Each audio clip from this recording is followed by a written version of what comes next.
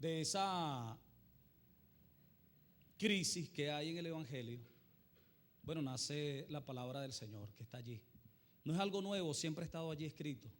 Lo que pasa es que muchas veces se ignora la palabra. Los velos que están, los velos de religión, las fortalezas que han sido formadas en las mentes no permiten que la palabra llegue a las vidas. Y esta es una palabra precisamente para destruir esas fortalezas. Se llama, bueno, le puse un título a este mensaje.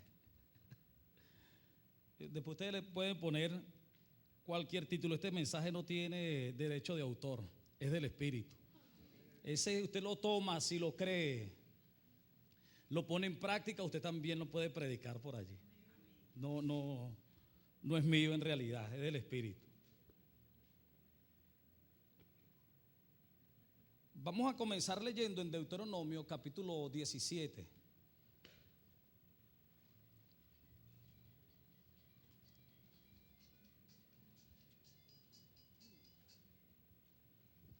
La verdad es que nosotros tenemos una gran victoria en nuestro Señor Jesucristo. Y que según lo que dice la palabra, no hay nada en esta vida que nos pueda dañar a nosotros, que nos pueda dañar. No hay nada que nos pueda afectar. Incluso dice que los que estamos en Cristo estamos completos. Y toda circunstancia, toda cosa ha sido puesta debajo de nuestros pies. Es decir, que el que se acerca a Cristo, el que cree en Jesucristo y lo recibe, es una persona que vive en plenitud. Es una persona que puede transformar los momentos difíciles en alegría. Porque dice la Escritura que nosotros, cuando nos hallamos en diversas pruebas y tribulaciones, podemos sonreír. Dice, alégrate cuando te halles en diversas pruebas y tribulaciones. Y cuando hablan mal de nosotros, nos gozamos. Es lo que dice la Escritura. Todo lo contrario al mundo, todo lo contrario a la vida que llevan las personas sin Cristo. Ahora bien, si tú estás en Cristo, pero te afecta todavía que hablen de ti, si cuando tienes un problema te deprimes y no puedes salir adelante y se te olvida todo lo que Dios te ha dicho, entonces necesitas una renovación. No es que estás condenado, es porque precisamente la palabra que lleva no es de condenación, es de edificación. No es que estás condenado, eres salvo, pero no estás disfrutando de tu salvación. El propósito es que nosotros no solo proclamemos que somos salvos, sino que disfrutemos de esta salvación. Que vivamos felices, sin amargura, que vivamos sin ningún temor, porque no hay ninguna condenación sobre nuestras vidas. Que no seamos supersticiosos, que no estemos exaltando a Satanás, como muchos lo hacen, que exaltan a Satanás atribuyéndole cosas que ni siquiera él puede hacer, porque Satanás no es todopoderoso, fue vencido, fue echado fuera de nuestras vidas, pero sin embargo muchos creen que todavía el diablo está dentro de ellos. Entonces precisamente hay que sacarle esos demonios por medio de la palabra. Deuteronomio 17:14, quiero comenzar allí solo para que vayamos viendo los ejemplos de la antigüedad y cómo se aplican en nuestras vidas. 17:14. En el nombre de nuestro Señor Jesucristo voy a leer. Cuando hayas entrado en la tierra que Jehová tu Dios te da y tomes posesión de ella y la habites, y digas, pondré un rey sobre mí, como todas las naciones que están en mis alrededores. Ciertamente pondrás por rey sobre ti al que Jehová tu Dios escogiere. De entre tus hermanos pondrás rey sobre ti. No podrás,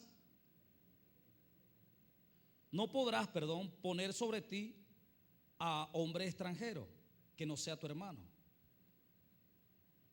Pero él, hablando del rey, no aumentará para sí caballos, ni hará volver el corazón al pueblo a Egipto con el fin de aumentar caballos. Porque Jehová os ha dicho: no volváis nunca por este camino, ni tomará para sí muchas mujeres, para que su corazón no se desvíe, ni plata ni oro amontonará para sí en abundancia.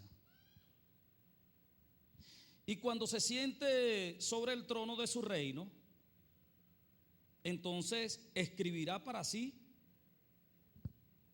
un libro, una copia de esta ley, del original, que está al cuidado de los sacerdotes levitas,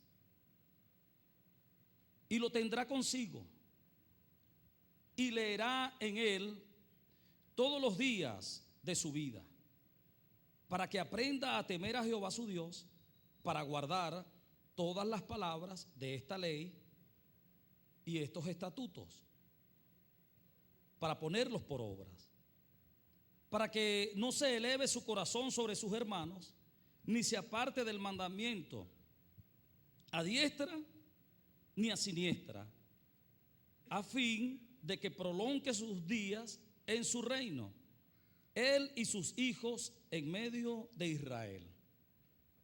Qué linda la palabra, ¿no, hermano? Fíjense, esta es una palabra que está dando el Señor muchos años antes de que ellos eligieran rey, y ya estaba determinado.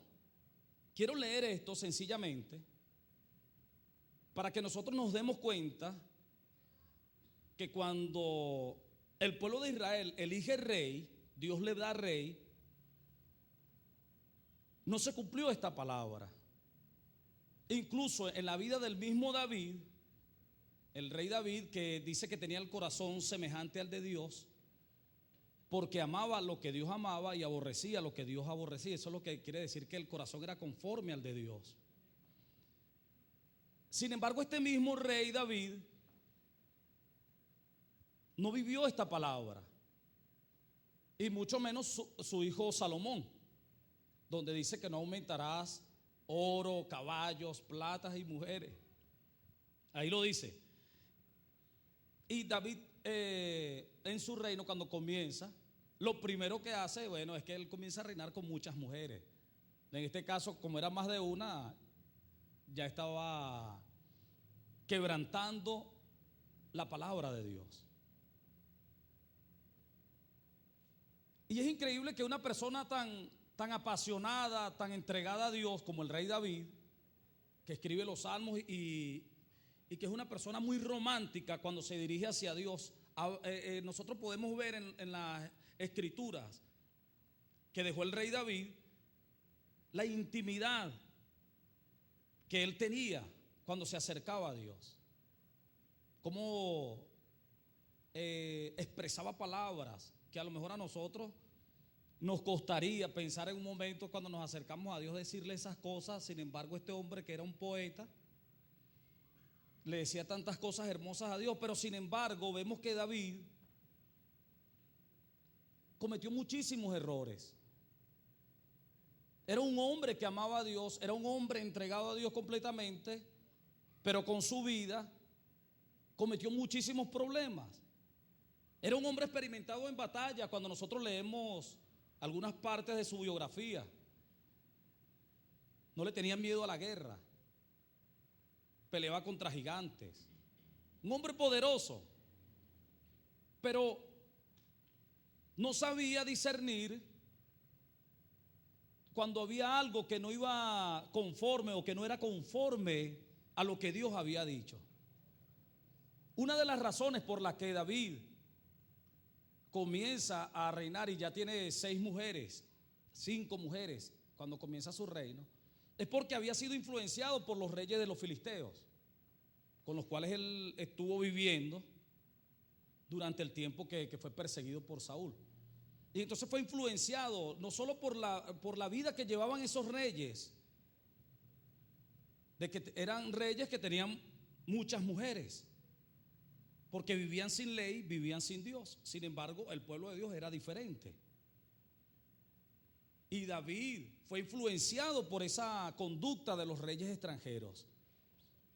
David comienza su reino con la idea de hacer un gran templo. ¿Por qué? Porque todos los reyes extranjeros se caracterizaban porque le hacían a sus dioses grandes templos. Entonces David, viendo que a Jehová le tenían el arca en una tiendita, David decía: no, mi Dios es más grande. Entonces él buscaba siempre, y buscó en su reino siempre, de imitar lo que él había aprendido en los reinos extranjeros. Esto yo lo tomo en cuenta porque una de las cosas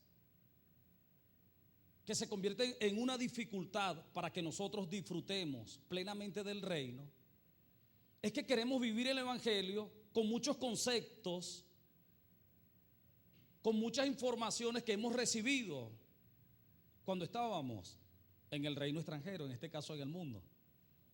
Y queremos aplicarlo y queremos vivirlo de esa misma manera, pero en el evangelio. Y no nos resulta. Es por eso que si tú solucionabas los problemas cuando no conocías a Cristo de una manera, ahora que estás en Cristo no los puedes solucionar así. Si tú hacías negocios de una manera, en Cristo es diferente. Tú tienes otra mentalidad. Debe ser así. Debe ser así. Es una renovación. Es cambiar. Es sacar de nuestra mente totalmente la información equivocada que teníamos, porque no nos servía. Si nos hubiese servido algo de lo que teníamos, no hubiésemos venido a Cristo. Cuando nosotros decidimos venir a Cristo es porque estamos reconociendo que lo que teníamos no sirve para nada. La vida que llevábamos no sirve para nada. Y si tú acaso piensas que te fue mejor en el mundo, todavía no has entendido la gloria de este ministerio del reino de los cielos. Porque muchos israelitas pensaban, según ellos, que en Egipto le iba mejor. Su mente los engañaba. Como a muchos hermanos, su mente los engaña y ellos dicen: oye, cuando yo no había llegado al evangelio, mira cómo agarraba yo dinero, me iba bien ahorita. Y es mentira. Los israelitas decían, ellos en su imaginación perversa, que era mentira lo que se imaginaban, porque ellos según se imaginaban ollas de carne. Sí, ahí lo dice las escrituras, que ellos se imaginaban las ollas de carne, los melones. Bueno, y en su mente ellos se imaginaban grandes banquetes, pero cuando Dios llama a Moisés le dice: te he llamado porque he oído el clamor de mi pueblo que está sufriendo en Egipto. Y cuando leemos cómo estaba el pueblo en Egipto, dice que le habían puesto la carga doble en el trabajo que hacían. Era más difícil el trabajo, se lo aumentaron. Y la gente estaba muriendo a causa del trabajo que le estaban imponiendo los egipcios. Y así hay mucha gente que en el mundo estaba sufriendo, pero que ahora dicen que estaban mejor allá. Es mentira. No te dejes engañar. Y es aquí donde vamos a discernir la palabra de la sutileza. Porque nosotros estamos enfrentando una batalla, pero es una batalla sutil. Algo sutil es algo que no se percibe a simple vista. Es algo muy...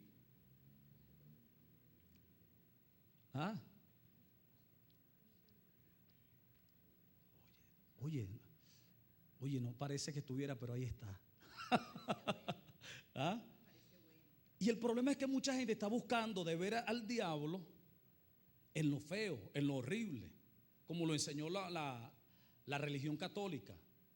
La religión católica se inventó un diablo y se inventó un infierno horrible para asustar a las personas, contrario a lo que dice la palabra. Y la religión católica inventó un diablo con cachos, con cola, con un tridente. Y ellos se basaron de ese diablo, bueno, que viene de los griegos, y toda esa imagen viene de la antigüedad. Y ellos tomaron de eso para asustar a las personas. Y hoy muchos hermanos todavía siguen viendo al diablo de esa manera. Pero según la escritura dice el mismo apóstol Pablo, que el mismo Satanás se disfraza como ángel de luz y que sus ministros se disfrazan como ministros de justicia. Es decir, que para nosotros poder vencer en esta batalla sutil de la mente, tenemos que tener un discernimiento bien claro de las cosas. Porque es posible que nosotros pensemos que estamos haciendo algo que es bueno, como en el caso de David, que hizo muchas cosas y él mismo pensaba para sí que eran buenas, pero les trajeron grandes problemas. Porque era una sutileza la que estaba viniendo a su vida. Claro, se entiende porque ellos estaban viviendo bajo el velo. Ellos no entendían. Los hombres de la antigüedad no sabían cómo operaba Satanás. Los hombres de la antigüedad no sabían cuando Satanás estaba ministrando. Ellos sabían que había un enemigo, pero no sabían cómo trabajaba. Por eso es que viene Cristo y dice: para esto apareció el Hijo de Dios, para deshacer las obras del diablo. Y cuando Cristo viene, empieza a hablar de quién es el diablo. Satanás. Ellos lo conocían como Satanás, adversario. Pero Cristo ahora dice: no, es diablo. ¿Diablo por qué? Porque calumnia. Calumnia todo lo que Dios dice. Él dice lo contrario, es mentiroso, miente desde el principio. Y Cristo comienza a hablar del diablo. Incluso cuando da las parábolas del reino, él habla de que vino un enemigo y sembró cizaña entre el trigo. Y los discípulos quedaron locos con esa parábola, porque ellos se acercan: Señor, explícanos esa parábola de la cizaña. Porque ellos no podían entender de que en el reino de los cielos un enemigo sembrando mala semilla. Ellos no entendían eso, porque los hombres de la antigüedad no veían que si estaba el reino de Dios, podía haber algo malo dentro de ese reino. Y el Señor explica la parábola y dice: el hombre o el maligno, el que siembra la mala semilla, es el diablo. Y empieza a dar a conocer cómo se manifiesta de una manera sutil. Fíjate que cómo hizo el diablo en este caso de la parábola del trigo y la cizaña. Cómo hizo para confundir. No sembró una planta diferente, no dice allí. Dice: sembró una similar a la que ya había sembrado el Hijo de Dios. Entonces nosotros no vamos a ser engañados por una persona que esté llena de collares. Mira, cuidado que te engaña. ¿Cómo te va a engañar? ¿Ah? No se necesita discernimiento para ver si una persona que está ebria, que está borracha, decir: Señor, me muestra que tú eres un borracho. No, para que tú no necesitas discernimiento para eso. ¿Ah? Sí, entonces necesitamos un discernimiento, pero que va mucho más allá de lo que nosotros podemos imaginar naturalmente. Discernir cuando el enemigo está trayendo un mensaje o está planteando una situación en nuestra mente. El enemigo no puede hacer nada contra nosotros, y por eso es que él busca de que nosotros mismos nos autodestruyamos. Él no nos puede tocar, no nos puede dañar, lo dice la Escritura. Yo lo creo, no sé si usted lo creerá. O hay unos que dicen: no, el diablo me tenía por el cuello. Eso es mentira. Porque dice que a los hijos de Dios el maligno no lo toca. Primera de Juan 5, 18, 19. Para confirmar, porque si está en la palabra, yo lo creo y me gozo con él y busco de vivirlo y lo disfruto. Pero ¿qué hace el enemigo? Entonces va a buscar de trabajar por medio de la sutileza para confundir, como lo hizo con el rey David en este caso que le estoy poniendo. Y en Primera de Crónicas 21 le voy a leer estos versículos. Es como una introducción de lo que quiero compartir en realidad con ustedes. Ya ustedes van a ver. En Primera de Crónicas 21 dice, versículo 1: pero Satanás se levantó contra Israel e incitó a David a que hiciese censo de Israel. Y dijo David a Joab y a los príncipes del pueblo: id y haced censo de Israel desde Beerseba hasta Dan, e informadme sobre el número de ellos para que yo lo sepa.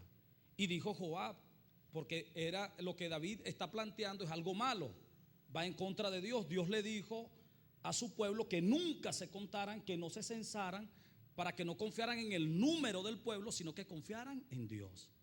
Pero a David le está viniendo un pensamiento, él lo ve como algo bueno. Él no sabe que es el diablo, él no sabe que es Satanás que está yendo en contra de la palabra. David cree que es una idea que le vino a él, algo bello. ¿Verdad? Vamos a contar al pueblo. Una idea que le vino, pero ¿quién era que le estaba administrando allí? Ahí lo dice, lo revela la palabra. Pero Satanás le incitó. ¿Cómo le incitó? ¿Cómo le habló Satanás? ¿Ustedes creen que un hombre tan entregado como David, como estamos hablando al principio, si se le presenta a Satanás, le va a hacer caso? No. Satanás lo incitó por medio de un pensamiento. Por eso es que la Escritura dice claramente que no te apoyes en tu propia prudencia.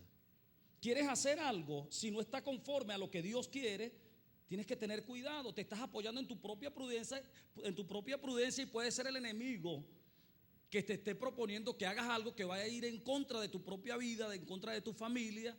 Bueno, y después, triste y lamentable, como le pasó al rey David muchas veces, porque como no discernía cómo trabajaba el enemigo, Satanás en este caso, entonces fue engañado en varias oportunidades. Y dice que lo incitó, y Joab, el general del ejército, que sabía que lo que el rey estaba mandando estaba en contra de la palabra de Dios, le dice, y dijo Joab: añada Jehová a su pueblo 100 veces más. Rey, señor mío, ¿no son todos estos siervos de mi señor? ¿Para qué procura mi señor esto? Que será para pecado a Israel. Pero dice más adelante, más la orden del rey pudo más que la de Joab, porque era el rey, y el rey dice: bueno, pero ven acá, yo soy el rey, anda y haz lo que te digo. El versículo 7 dice: asimismo esto desagradó a Dios e hirió a Israel. Es decir, que lo que estaba haciendo David estaba siendo motivado por Satanás, pero David no lo sabía, era una sutileza. Satanás te va a buscar de engañar, no por medio de algo malo. Te va a presentar algo que parece bueno, pero va en contra de Dios. Y hay decisiones en nuestras vidas que nosotros tenemos que tener mucho cuidado para tomarlas. Por ejemplo, lo que es mudarse de un lugar a otro. Es tremendo, hermano.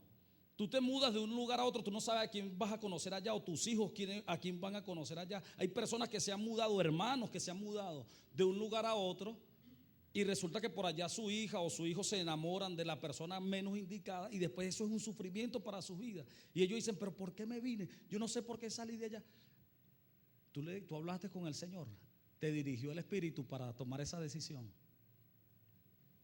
Casarse son decisiones importantes en la vida de la persona, pero que la persona tiene que estar bien consciente de que es el Espíritu de Dios que le está dando el discernimiento para tomar esa decisión. Te pueden plantear un escenario muy lindo, pero tú tienes que tener discernimiento. Claro, si tú eres una persona que no estás conectado con el Señor, que vives más encerrado en el egocentrismo, en lo que tú eres, en lo que tú haces, tú no vas a saber cuándo Dios te está hablando. Y la primera idea que te venga a la mente, tú vas a pensar que es Dios. ¿Ah? Y entonces tu mente se hace pasar por Dios tomando el lugar de Dios y te engaña. ¿Dónde está la sutileza? El apóstol Pablo decía: cuídate de ti mismo.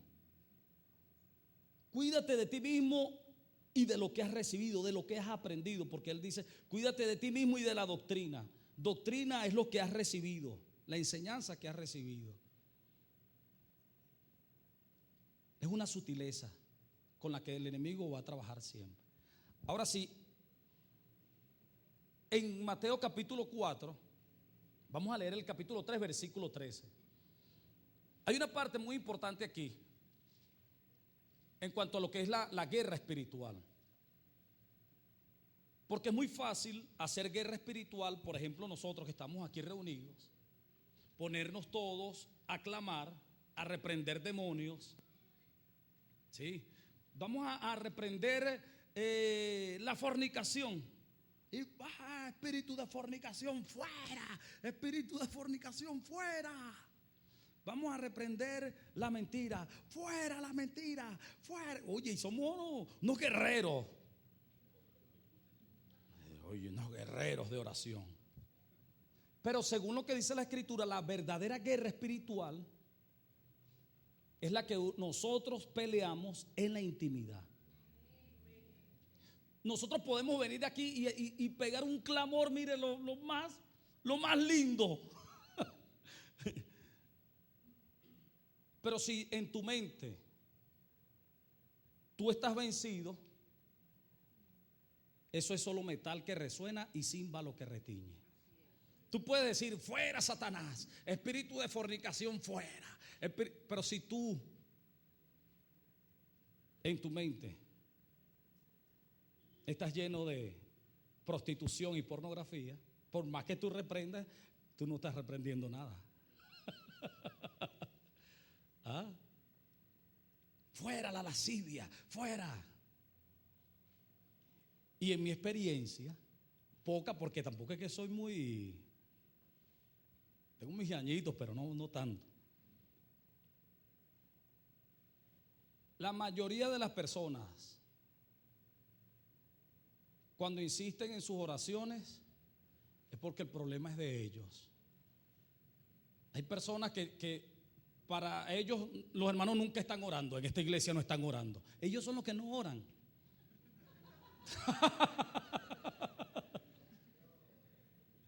Ellos son los que no oran. Porque el que ora no le dice a nadie. Falta santidad, falta santidad. Ellos son los que necesitan santidad. Hay un espíritu de pornografía aquí. Ellos son los que están en eso. Pero como el ladrón juzga por su condición, ven eso en todos los demás. Ahí, se están tocando algunos nervios. Esto es tremendo. Porque nosotros venimos de la religión. Y la religión nos enseñó a ministrar de una manera y a ver las cosas de una manera, pero la palabra de Dios nos enseña a ver las cosas de otra forma. A que la verdadera guerra espiritual es en la intimidad. Jesús, cuando estaba haciendo su obra pública, ustedes no lo veían reprendiendo demonios ahí, sudando. Él le decía, era sal de él. Jesús no le decía a los discípulos, vamos a hacer un clamor aquí para que se vayan estos demonios. Vamos a hacer un clamor aquí para que la gente reciba la palabra. No. ¿Dónde Jesús hacía sus clamores? En la intimidad. ¿Ah? Donde nadie lo veía. Sí. Cuando los discípulos estaban cansados, a veces los invitó a orar, pero no aguantaban. Mateo 4, ¿lo tiene? Entonces esa batalla sutil, si nosotros no la ganamos en la intimidad, no estamos ganando nada, lo demás es apariencia. Por eso es que hay muchos expositores, pero pocos son los que declaran palabra. Porque es muy fácil exponer un tema, como hace uno estudiando cualquier disciplina, en cualquier área.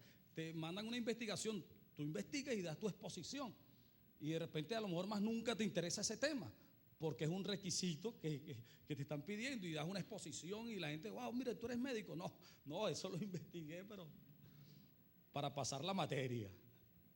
Y hay gente que está haciendo eso con la palabra, investigando y dan una exposición, pero en la práctica es todo lo contrario.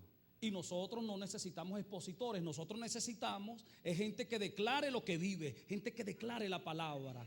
El apóstol Pablo en Hechos capítulo 17 dice que él exponía y declaraba la palabra. ¿Por qué? Porque uno que declara es uno que es testigo de lo que está hablando. Entonces hay muchos expositores, hay muchos que, wow, son unos guerreros espirituales, pero por apariencia. Pero el verdadero guerrero espiritual es el que vence en su intimidad. El que ha vencido la codicia, pero en su intimidad. El que ha vencido la mentira, pero en su intimidad. El que se ha encontrado con Satanás cara a cara cuando él está en su intimidad. Llámese su intimidad en cualquier momento que usted esté solo. Solo usted allí en el metro sin los hermanos. En su lugar de trabajo. En su casa con su familia que no conocen a Cristo. Entonces ahí en esa intimidad es que hay que ver si tú ganas. Bueno, en esta oportunidad Jesús fue llevado a un lugar desierto, a una intimidad. Dice así: entonces Jesús fue llevado por el Espíritu al desierto para ser tentado por el diablo. Y después de haber ayunado 40 días, 40 noches, tuvo hambre. Y vino a él el tentador y dijo: si eres hijo de Dios, di que estas piedras se conviertan en pan. Hasta allí, vamos a leerlo. Fíjense, Jesús fue llevado a ese lugar para ser tentado. Y dice que tuvo hambre después de los 40 días. Era lógico que tuviera hambre 40 días sin comer. Pero la tentación en sí no fue comer pan. La palabra que fue probada era otra, la última que él había recibido por el Espíritu. En el capítulo 3, versículo 13, dice: entonces vino Jesús de Galilea a Juan, al Jordán, para ser bautizado por él. Mas Juan se le oponía diciendo: yo necesito ser bautizado por ti, y tú vienes a mí. Pero Jesús le respondió: deja ahora, porque así conviene que cumplamos toda justicia. Entonces Juan le dejó. Y Jesús, después que fue bautizado, subió luego del agua, y he aquí los cielos le fueron abiertos, y vio al Espíritu de Dios que descendía como paloma y venía sobre él. Y hubo una voz de los cielos que decía: este es mi Hijo amado, en quien tengo complacencia. Ahora fíjense, ¿cuál era la última palabra que él había recibido antes de comenzar su ministerio? Porque él quiso comenzar su ministerio inmaduramente a los 12 años, cuando le dice a su padre y a su madre terrenales: en los negocios de mi padre me es necesario estar. No, muchos cristianos leen eso hoy y dicen: gloria a Dios, mira qué entrega. No, estaba fuera del tiempo. Estaba haciendo algo indebido. No era el momento para salir a predicar, no era el momento para hacer la obra. Y que dice la Escritura que fue llevado con sus padres, se fue a su lugar de donde vivía, y estuvo sujeto a ellos, a sus padres, hasta este momento que se está manifestando. Porque tenía que aprender a ser obediente. Y la sutileza del enemigo es en hacer que tú seas un desobediente. Y para tú ser un desobediente, lo primero que llega es la palabra. La palabra de Dios es ministrada para bendición, pero muchas veces se convierte en maldición para aquellos que la rechazan. ¿Por qué? Porque la palabra se da, si tú la crees, la recibes y la vives, comienzas a vivir en el Espíritu porque estás siendo obediente a lo que Dios dice. Tú la recibes, la crees y la vives. Empiezas a caminar en esa palabra. ¿Cómo estás viviendo? En el Espíritu. ¿Por qué? Porque estás siendo obediente a lo que Dios dice. Pero si tú recibes la palabra, la oyes, la crees, te gozas, está bien, pero no la vives. Comienzas a vivir en la carne, así lo llama la palabra. Está el hombre natural, el hombre carnal y el hombre espiritual. El hombre carnal es aquel que no vive en el Espíritu, aunque se ha acercado a Dios, aunque conoce a Dios, sino que vive contrario a lo que Dios dice. Vive en la carne. Ahí está la clave. Jesús recibe una palabra ahora que está aprendiendo, ya no es un niño, está aprendiendo la obediencia, y por eso le insiste a Juan: bautízame porque es necesario ahora. porque ya él había aprendido que para hacer esta obra tan grande que le tocaba tenía que ser obediente en todo. Y dice la misma escritura que tuvo que aprender la obediencia. Ahorita le voy a leer ese versículo. Eso está en Hebreos 5:7. Hebreos 5:7.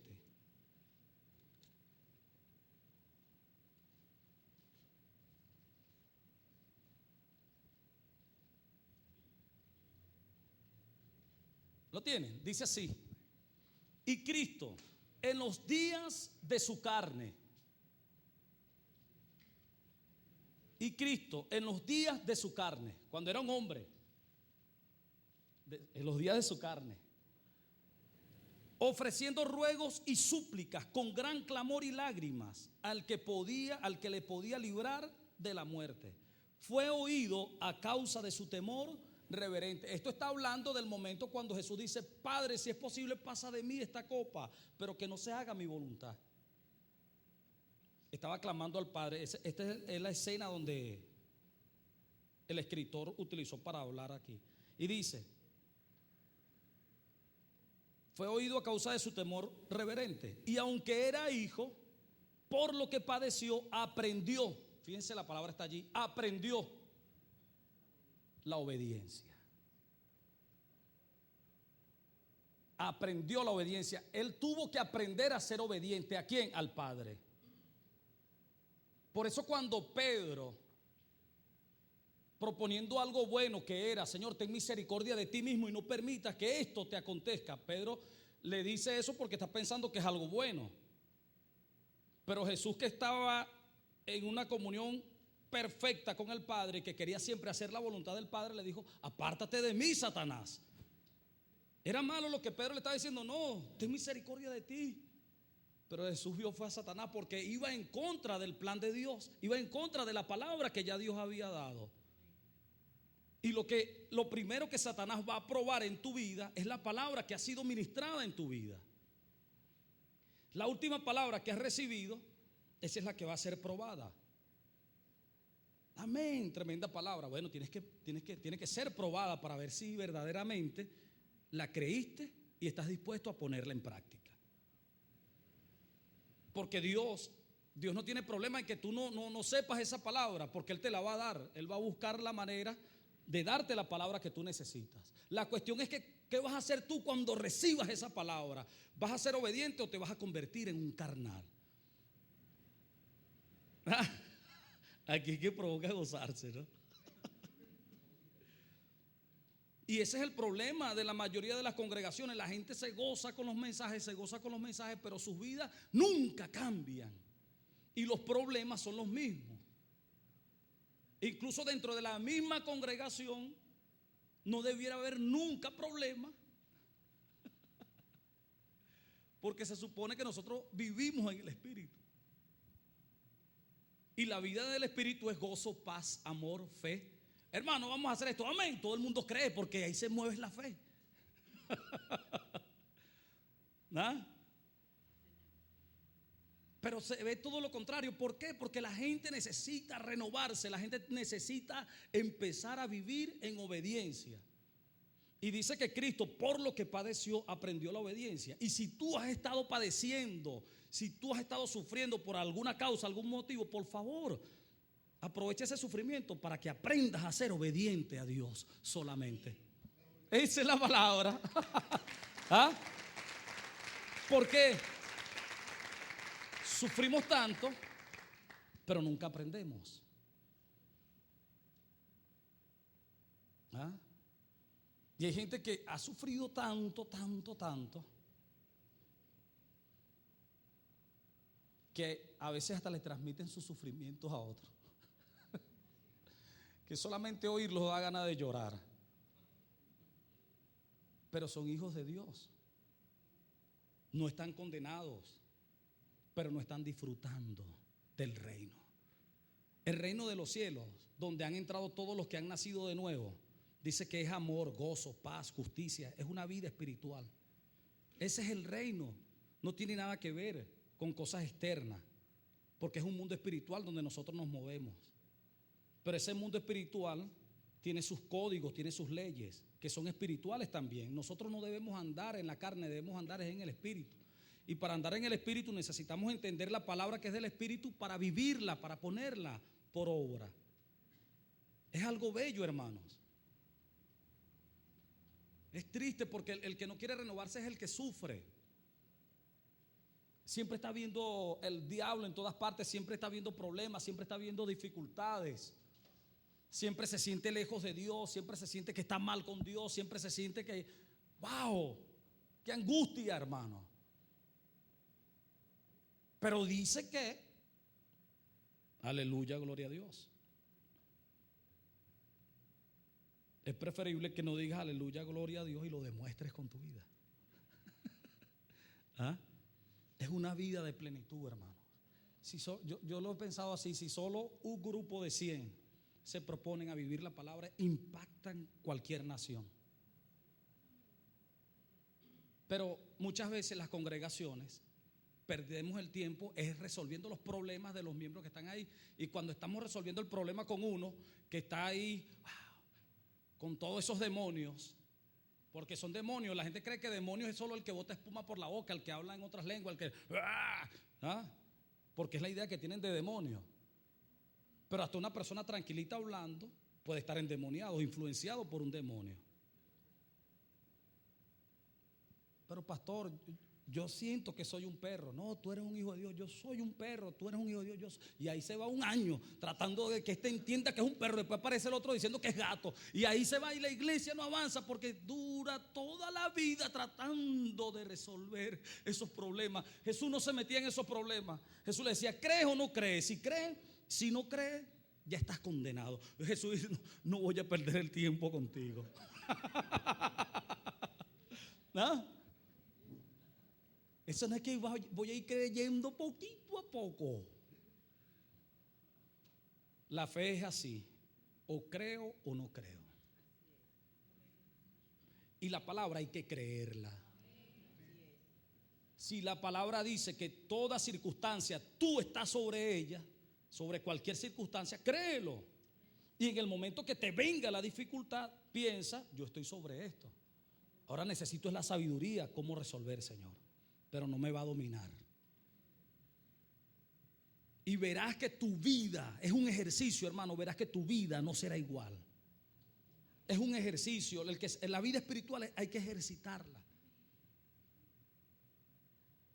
Te odian, pide por ellos, bendícelos. Es difícil, nadie está diciendo si es fácil o es difícil. Hazlo solamente, ejercítate en eso y verás lo que pasa en tu vida. Es un ejercicio. Todo lo que el Señor nos dice en la palabra es un ejercicio. Ajá, Señor, así, bueno, vamos a hacerlo. El único que sabe el resultado es Él. Y si Él me está mandando a que lo haga, voy a hacerlo y veré después lo que pasa. Pero ¿cuál es la sutileza de Satanás? Tranquilo, eso no es nada. Y ahí caes. Jesús fue tentado en la intimidad. Y en la intimidad donde nadie lo estaba viendo, fue probada la última palabra que él recibió. ¿Cuál fue la palabra? Este es mi Hijo amado, en el cual tengo complacencia. ¿Por qué? Porque Jesús pudo soportar, habiendo sido educado desde niño, que él estaba preparado para un propósito grande en esta tierra, para salvar a la humanidad. Tuvo esos 30 años allí esperando. Fue paciente y salió como Dios manda, paciente. Y Dios, cuando él comienza, dice, me agrado en ti, hijo.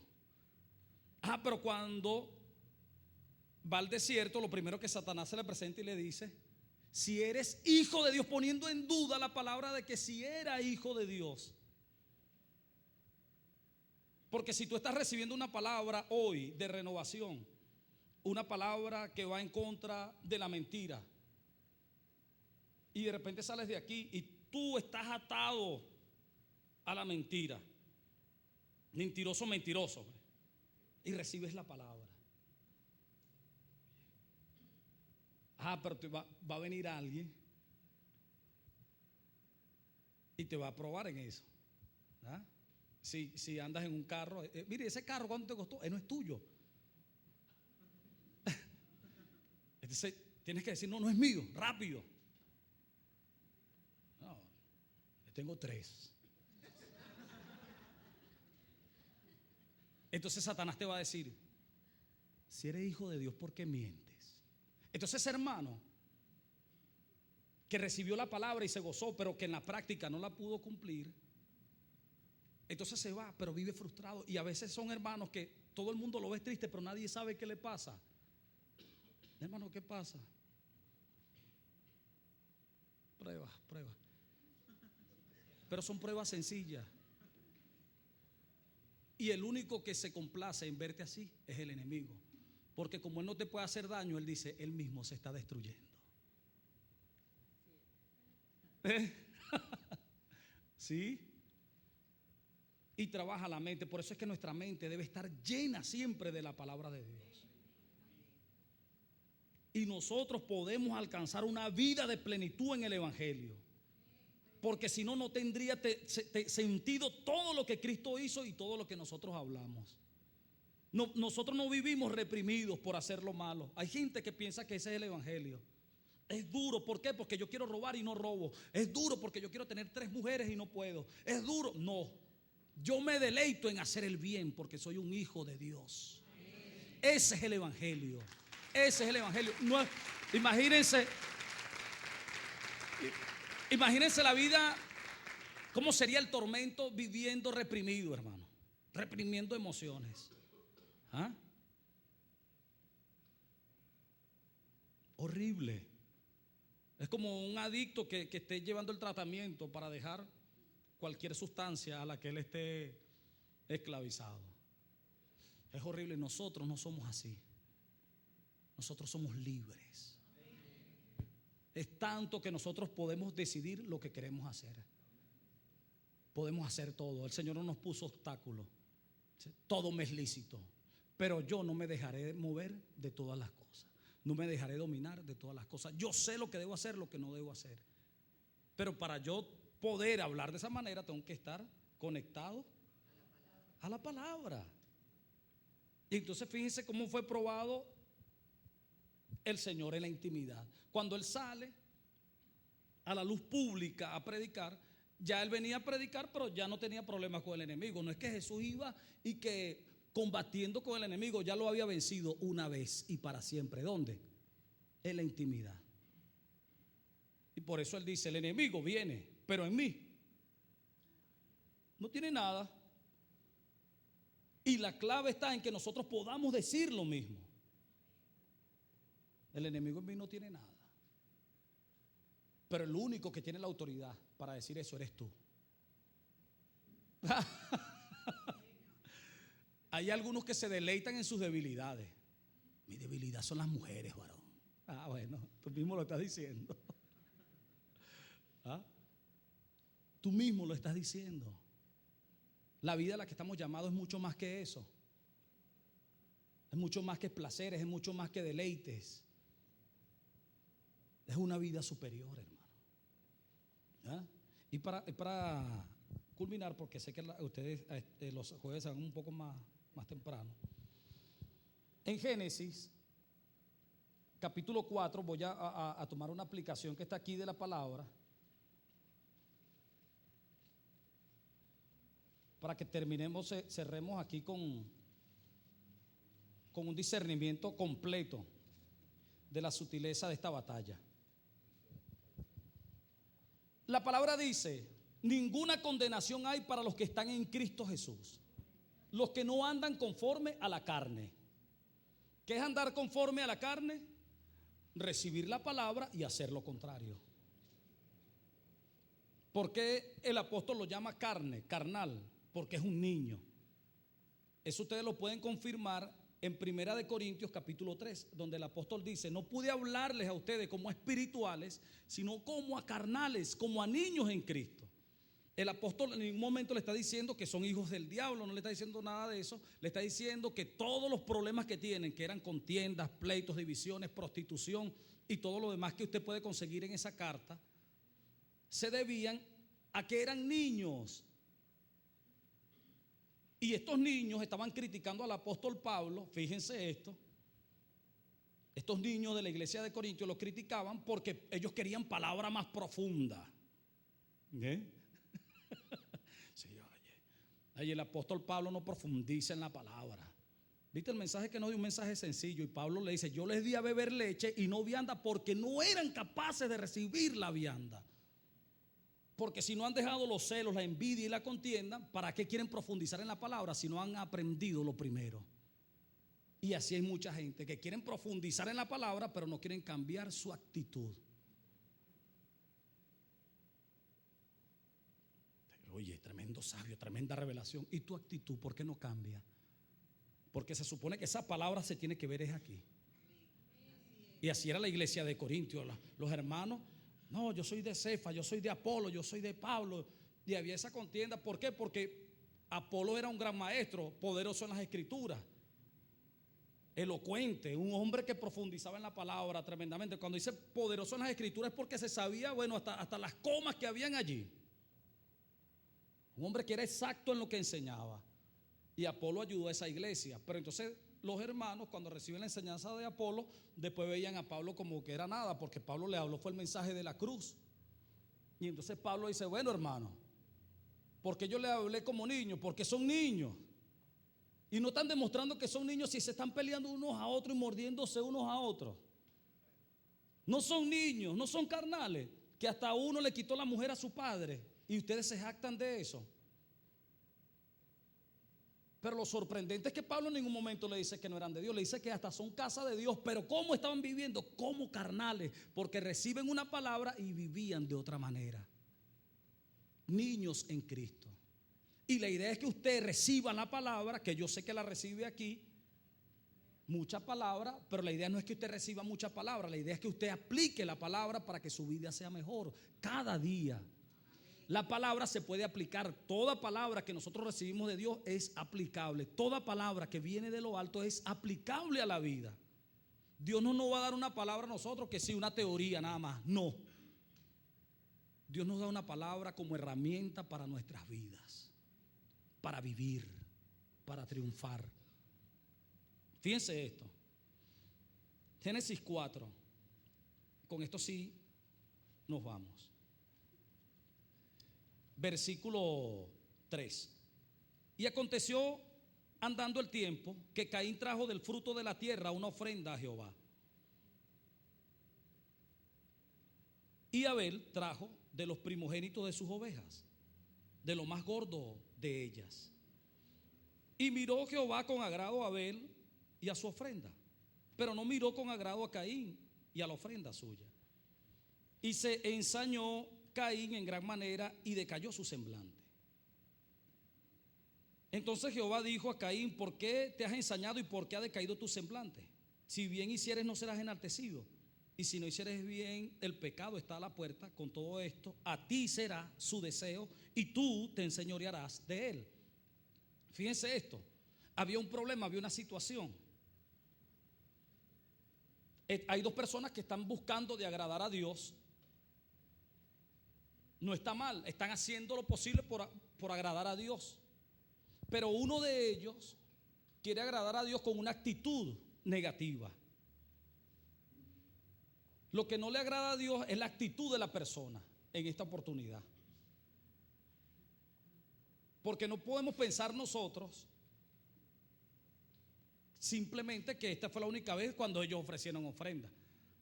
No, esta es la única vez que registra una sola ofrenda y ahí se formó el problema. Estas eran muchas veces que se hacían ofrendas. Y estamos hablando aquí de muchísimos años. Estos hombres vivieron, bueno. Lo cierto es que ya Caín no aguantaba la situación. El problema de Caín, ¿con quién era? ¿Con Abel? No, el problema de Caín era con Dios. Porque Dios era el que no le recibía sus ofrendas. Pero ¿qué hizo Caín? Caín quiere agradar a Dios a su manera. Quiere agradar a Dios con iniquidad en su vida, con maldad en su vida, con envidia. Y Dios no acepta esa ofrenda. Entonces Caín no puede hacer nada contra Dios, no puede golpear a Dios. ¿Y contra quién ustedes creen que la agarró? Contra su hermano. Como hace toda persona que está frustrada, toda persona que está llena de envidia, de maldad y que siente que hay un problema en su vida. Entonces él piensa que el problema se va a resolver cuando este hermano se vaya. ¿Cree que el problema no es tu hermano? El problema es tu actitud. Y Dios le dice, tienes problemas. Él le dice que no. No es sincero. Lo cierto es que en el versículo 8 dice, después que Dios le habla a Caín, cuando ve esa actitud negativa en Caín, dice así: y dijo Caín a su hermano Abel, salgamos al campo. Esto me llama a mí la atención y he estado compartiendo porque da a entender que ellos se encontraban en un ambiente diferente a lo que era el campo. Cuando nosotros leemos en otros versículos de la Biblia, el campo representa al mundo. Jesús mismo lo dijo en Mateo 13, explica la parábola de la cizaña y él dice, el campo es el mundo. Así mismo lo dice.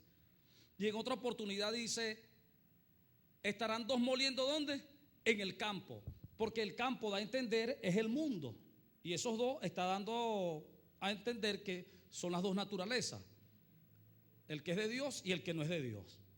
Esto se lo digo para que haya un discernimiento de cómo Dios habla en la palabra y de que todas las cosas se unen. Bueno, pero Caín le dice, salgamos al campo. ¿Y dónde fue que Caín pudo matar a su hermano? Cuando su hermano sale al campo con él, porque quiere decir que donde ellos se encontraban, Caín no podía hacer nada contra Abel.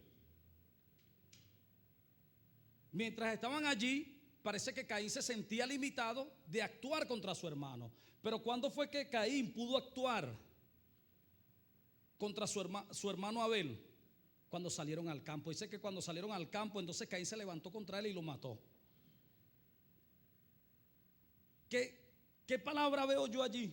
Hablando de la sutileza. Que una de las cosas que hace el enemigo y que quiere hacer contigo es llevarte a su terreno. Porque él sabe que mientras tú te mantengas en el terreno de Dios, en el terreno espiritual, mientras tú te mantengas en la palabra, él no puede nada contra ti.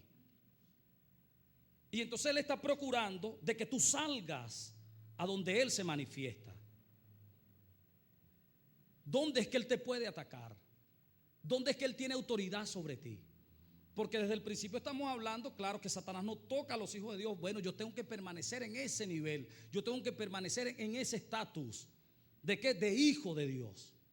No puedo salirme de esa condición.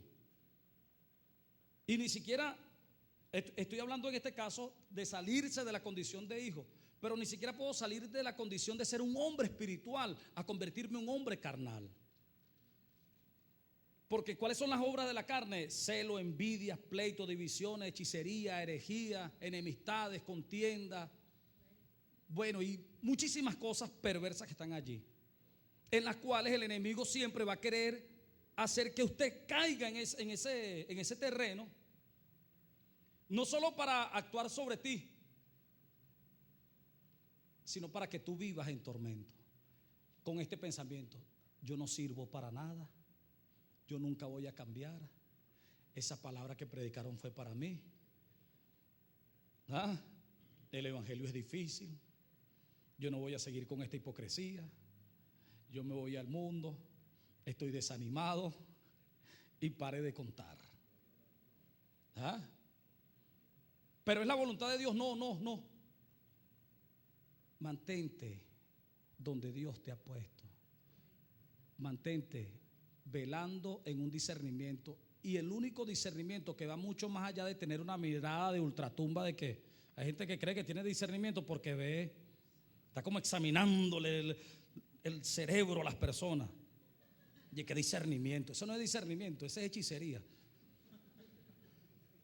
El discernimiento está en que Dios dice algo, amén, lo vivo. Recibo una palabra, amén, la vivo.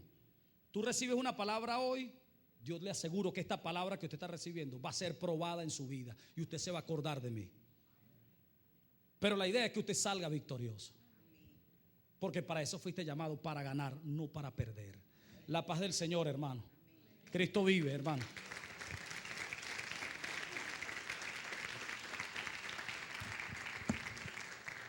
Gloria a Dios. ¿Cuántos estuvieron el domingo acá? Levanten la mano un momento. El pastor predicaba el domingo cuando Dios nos traslada de las tinieblas a la luz. Y que muchas veces nosotros somos trasladados, pero parece que el viejo hombre lo vamos a buscar otra vez a las tinieblas.